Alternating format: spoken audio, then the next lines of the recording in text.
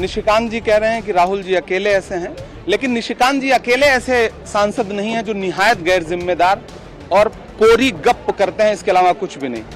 BJP सांसद निशिकांत दुबे के राहुल गांधी पर दिए गए बयान पर कांग्रेस सांसद इमरान प्रतापगढ़ी ने पलटवार किया है।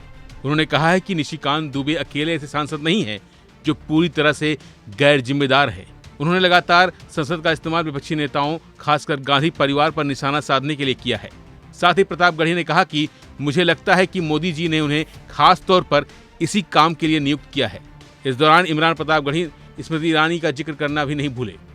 निशिकांत जी कह रहे हैं कि राहुल जी अकेले ऐसे हैं, लेकिन निशिकांत जी अकेले ऐसे सांसद नहीं हैं जो निहायत गैर जिम्मेदार और कोरी गप करते हैं, इसके अलावा कुछ भी नहीं।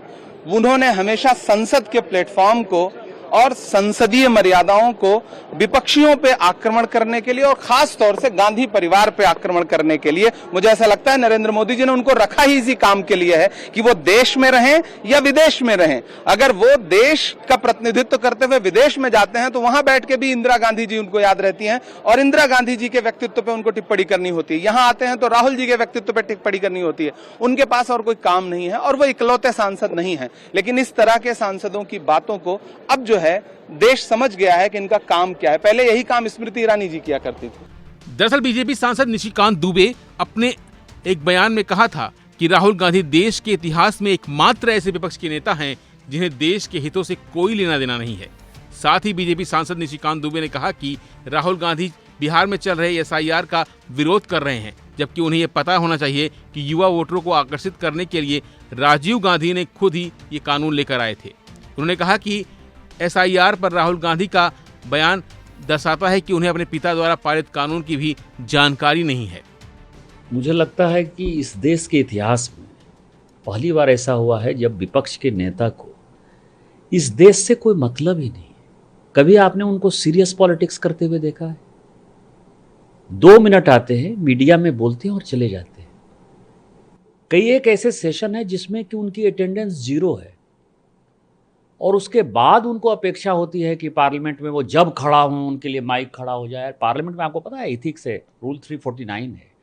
वो ये कहता है कि आप बोलकर तुरंत बाहर नहीं जा सकते, आपको यदि बोलना है तो वहाँ बैठना है। मुझे लगता है कि उन्होंने नियम कानून पढ़ा ही नहीं। दूसरा, यदि उनको सरकार चलाने का थोड़ा भी अनुभव होता, मुझे लगता है कि उनको ट्रेनिंग लेनी चाहिए। खरगे जी से ही ट्रेनिंग ले लें, किसी दूसरे से नहीं ले लें। उनके अध्यक्ष तो कम से कम मंत्री रहे हैं कि एक रिपोर्ट होती है, प्रोविजनल रिपोर्ट होती है, एक होती है कि फाइनल रिपोर्ट होती है। तो प्रोविजनल रिपोर्ट ये है कि ऑपरेशन सिंदूर में हमारी जीत हो गई है। अब परमानेंट जो रिपोर्ट बनेगी, जिसको फाइनल रिपोर्ट कहते हैं, जब पाकिस्तान ऑक्युपाइड कश्मीर हम ले लेंगे तब आपको फाइनल रिपोर्ट आपको बताने की भी आवश्यकता नहीं पड़ेगी। हम देश को, दुनिया को बता देंगे, क्योंकि न्यू नॉर्मल जो है, माननीय प्रधानमंत्री जी ने कहा है कि जब भी अब पाकिस्तान से बात होगी तो केवल हमारा जो हिस्सा कश्मीर का पाकिस्तान ने ज़बरदस्ती कब्जा कर लिया है 1947-48 से, उसी के बारे में बात होगी। तो इसको आप क्या कहेंगे? इसको मूर्खतापूर्ण ही बात कहेंगे। तो कई एक चीज़ें हैं। मैं दूसरी बात और कह दे रहा हूँ, कल मैंने उनका बयान पढ़ा एसआईआर पर।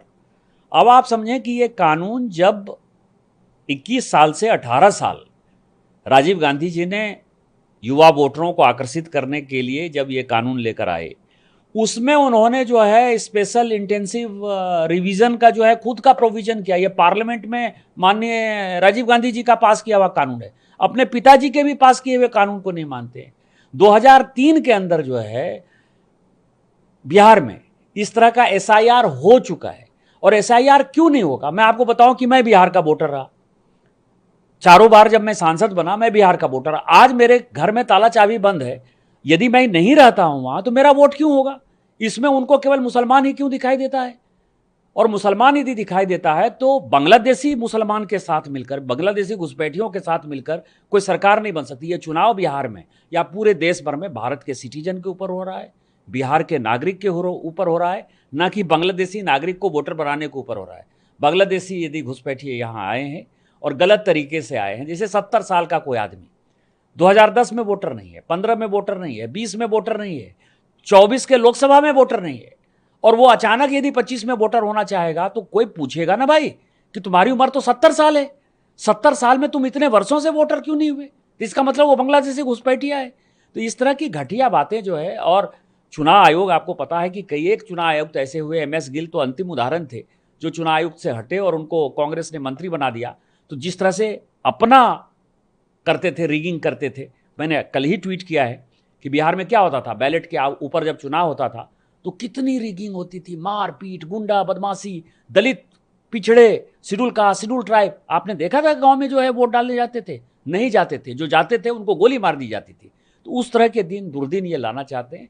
कांग्रेस निकृष्ट पार्टी हो गई है, उसकी मानसिकता विकृत हो गई है, और मुझे इससे ज़्यादा जो है नेता विपक्ष पर कुछ बोलना नहीं। कुल मिलाकर बिहार चुनाव से पहले बिहार में SIR का मसला पूरी तरह से हावी हो चुका है, जिसकी वजह से कुछ लोग इस तरह के बयान देकर लगातार सुर्खियों में बने रहना चाहते हैं। फिलहाल के लिए बस इतना ही। बाकी अपडेट के लिए बने रहिए वन इंडिया हिंदी के साथ। Subscribe to One India and never miss an update. Download the One India app now.